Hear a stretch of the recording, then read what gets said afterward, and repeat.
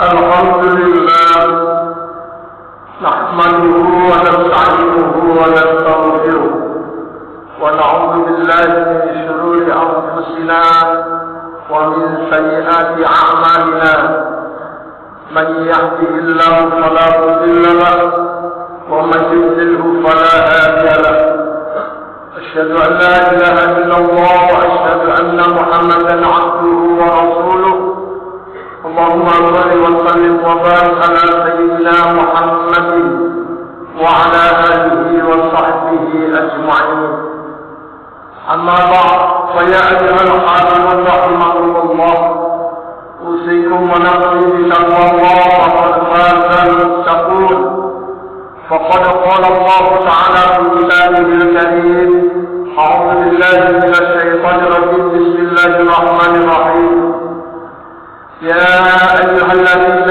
آمنوا اتقوا الله حق تقاته ولا تموتن إلا وأنتم مسلمون.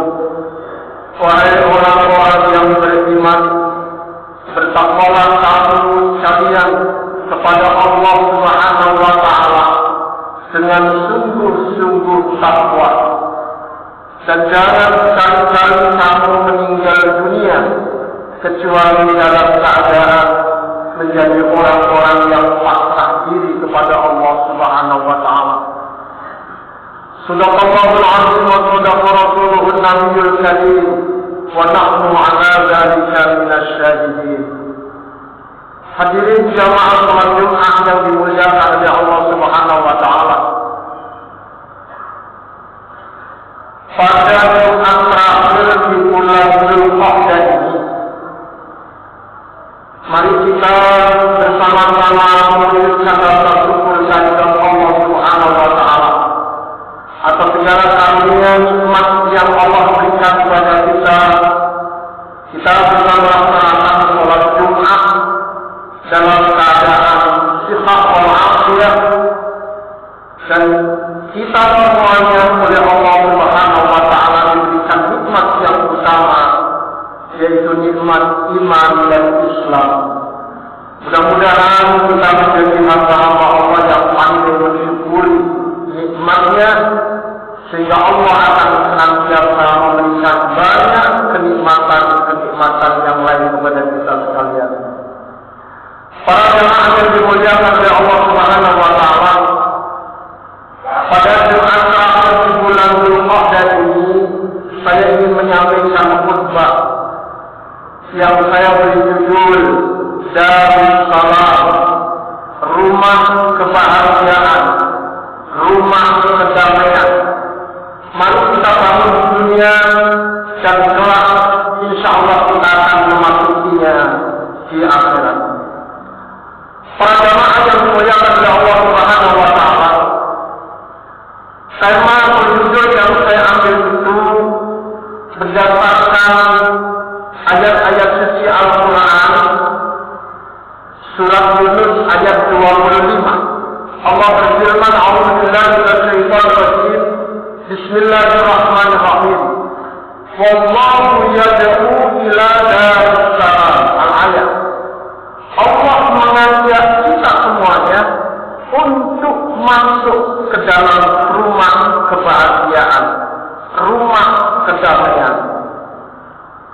Imam Jalaluddin Al-Suyuti menafsirkan Darussalam ayat salam wa huwa al-jannah, yaitu keselamatan, kedamaian, yaitu Jannatun Na'im, surga yang penuh dengan kenikmatan. Para jemaah yang dimuliakan oleh Allah Subhanahu wa Ta'ala, setiap baca sholatul maktubah, kita selalu juga berzikir dan berdoa, Allahumma antas salam wa minkas salam wa ilaika ya'udus salam fa'inna rabbana bis salam wa adkhilna al-jannata darussalam. Allahumma antas salam, wahai Allah, Engkau adalah zat yang menjadi sumber keselamatan, sumber kebahagiaan. Wa minkas salam, dan darimu ya Allah keselamatan itu datang. Wa ilaika ya'udus salam, dan kepadamu ya Allah kami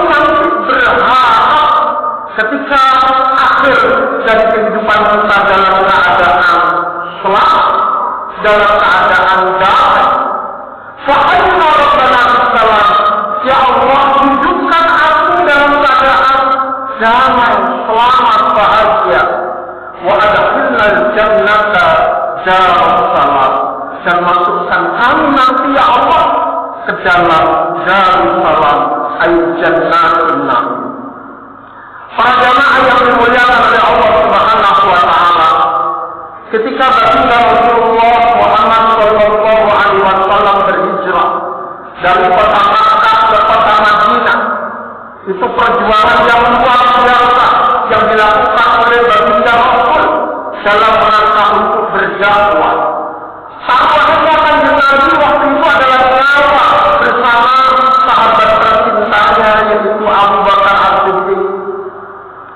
Ketika mendengar Rasulullah hijrah ke Madinah, saat itu penduduk Madinah luar biasa bahagianya, menunggu-nunggu kehadiran baginda Rasul.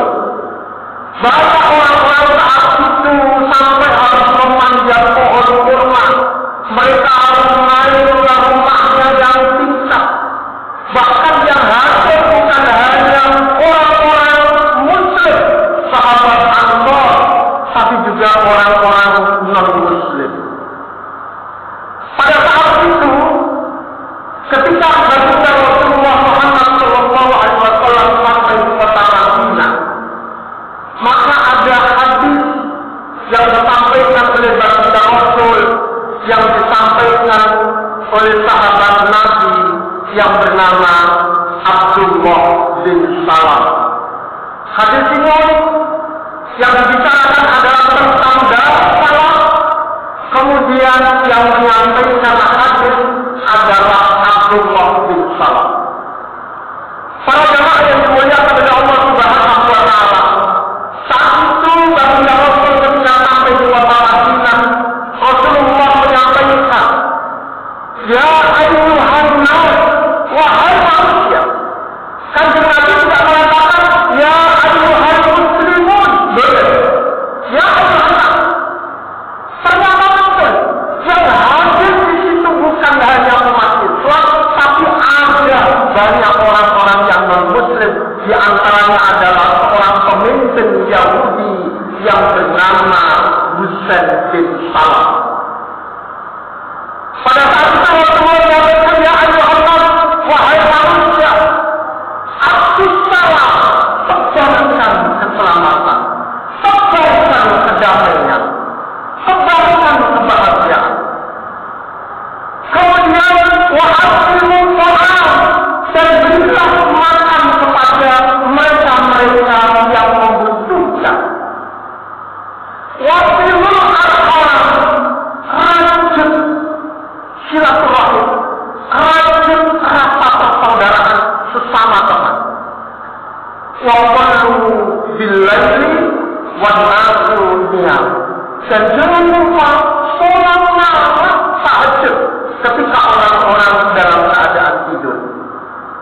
Setelah mendengar seperti itu, ada seorang yang ternyata bukan orang Islam. Beliau bernama Husain bin Salam. Dia memperhatikan, dia melihat dan mengamati baginda Rasul yang sedang menyampaikan hadis tersebut. Kemudian dia yakin, karena dia Yahudi dan dia tahu telah membaca kitab Taurat bahwasanya di akhir nanti akan ada seorang utusan Allah, yaitu yang bernama Muhammad sallallahu alaihi wasallam.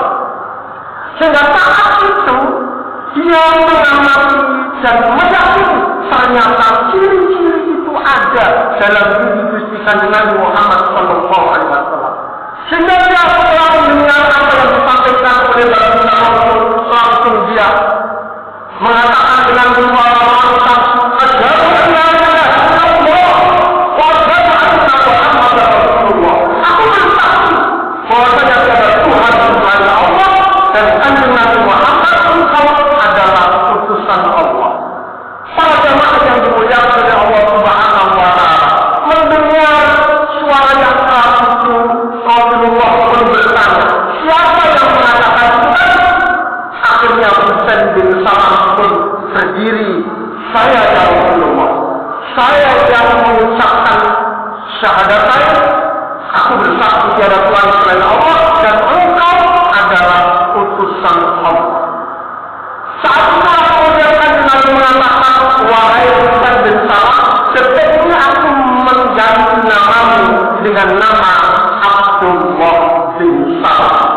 yang menyampaikan hadis yang saya sampaikan tadi. Para jamaah yang dimuliakan oleh Allah, setelah dirubah namanya mereka dengan Nabi Husain bin Salam berubah Abdullah bin Salam.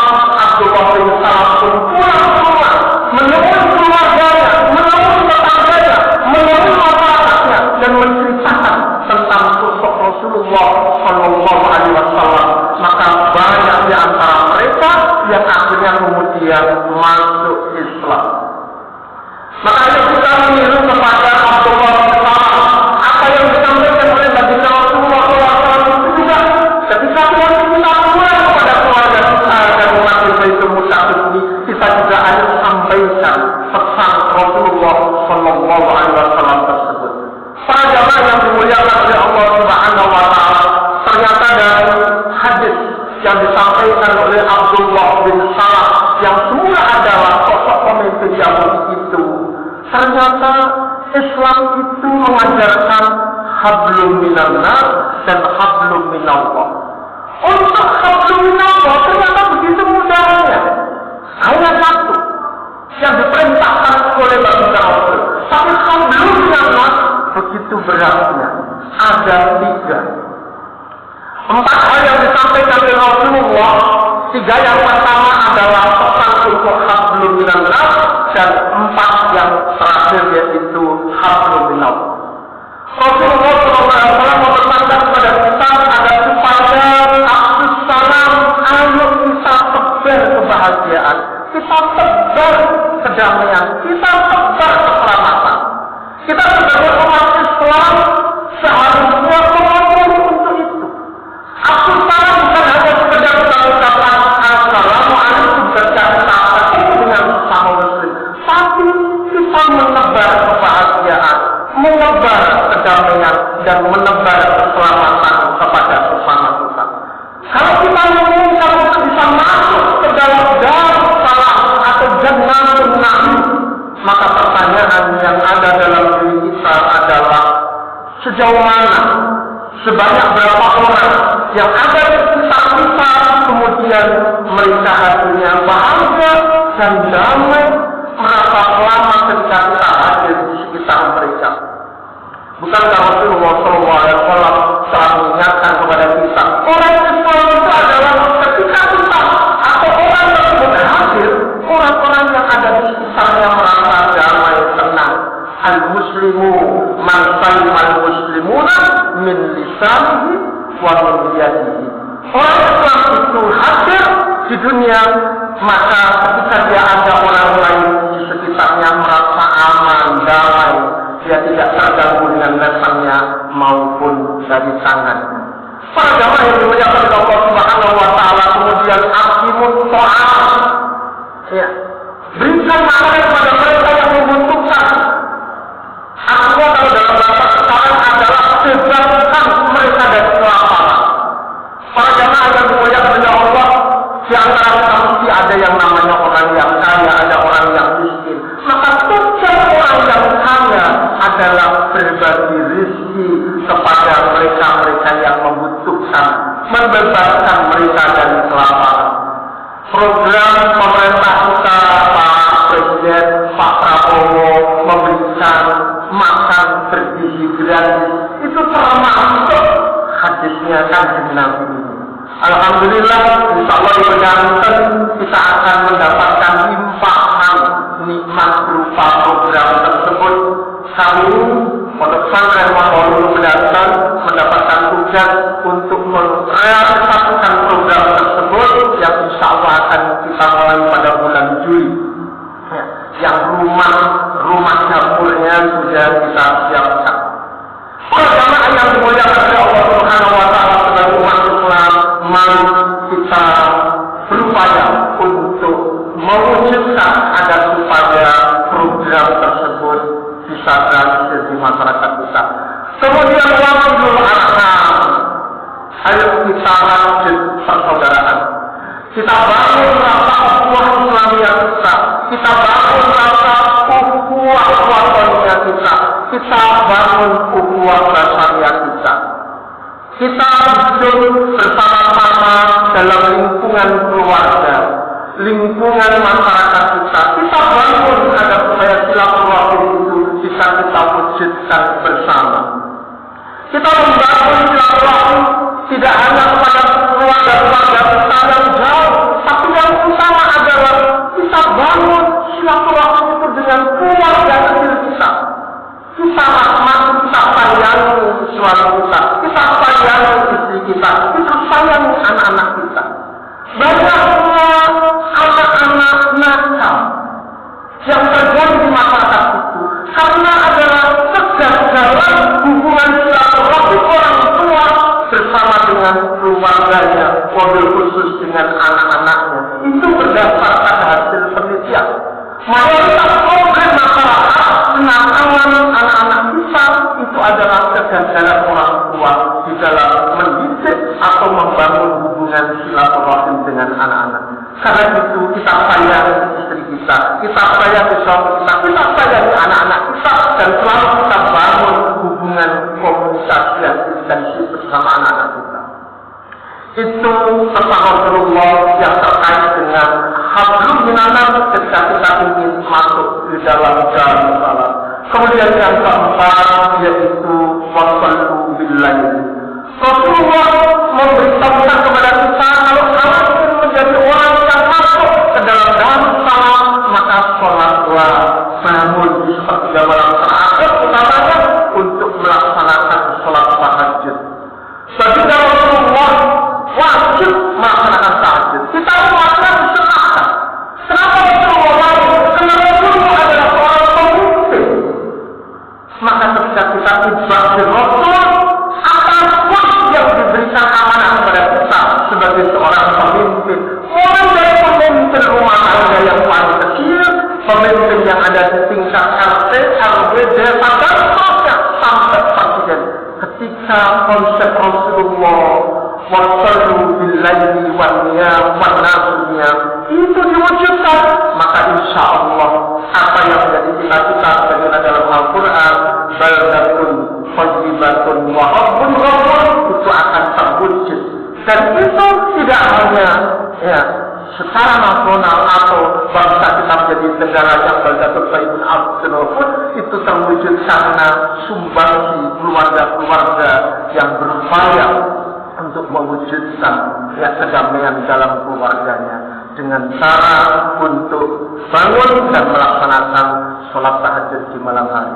Para jamaah yang dimuliakan oleh Allah Subhanahu wa taala, mudah-mudahan pesan baginda Rasulullah sallallahu alaihi wasallam yang disampaikan oleh sahabat Abdullah bin Salam tersebut betul-betul bisa kita wujudkan dalam kehidupan kita sehari-hari. Aqulu qouli hadza fastaghfiruhu innahu huwal ghafurur rahim.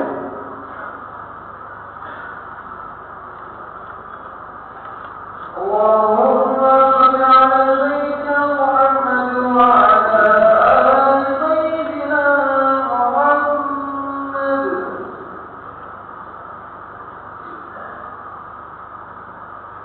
Alhamdulillah alladzi anzala rasulahu bil huda wa dinil haqq liyudhhirahu ala dini kulli walau karihal kafirun. Asyhadu an la ilaha illallah wa asyhadu anna Muhammadan abduhu wa rasuluh. Allahumma shalli wa sallim wa barik ala sayyidina Muhammadin wa ala alihi wa sahbihi ajma'in, amma ba'd. Fa ya ayyuhal mu'minun rahimakumullah, usikum wa nafsi bi taqwallah faqad fazal muttaqun. Faqad qala Allah ta'ala fi kitabihil karim, a'udzu billahi minasy syaithanir rajim, bismillahir rahmanir rahim. ومن يتق الله يجعل له مخرجا ويرزقه من حيث لا يحتسب. وقال تعالى أيضا في آية أخرى بسم الله الرحمن الرحيم إن الله وملائكته يصلون على النبي يا أيها الذين آمنوا صلوا عليه وسلموا تسليما. اللهم صل وسلم وبارك على سيدنا محمد وعلى آله وصحبه أجمعين والحمد لله رب العالمين. اللهم اغفر للمسلمين والمسلمات والمؤمنين والمؤمنات الأحياء منهم والأموات في جميع الجهات. اللهم اجعلنا يا الله من العاملين والعاملين والصالحين والمتقين والمحسنين والمحبين إليك يا الله ومن وحيد رسولك محمد صلى الله عليه وسلم. ربنا آتنا في الدنيا حسنة وفي الآخرة حسنة وقنا عذاب النار. عباد الله إن الله يأمر بالعدل والإحسان la'allakum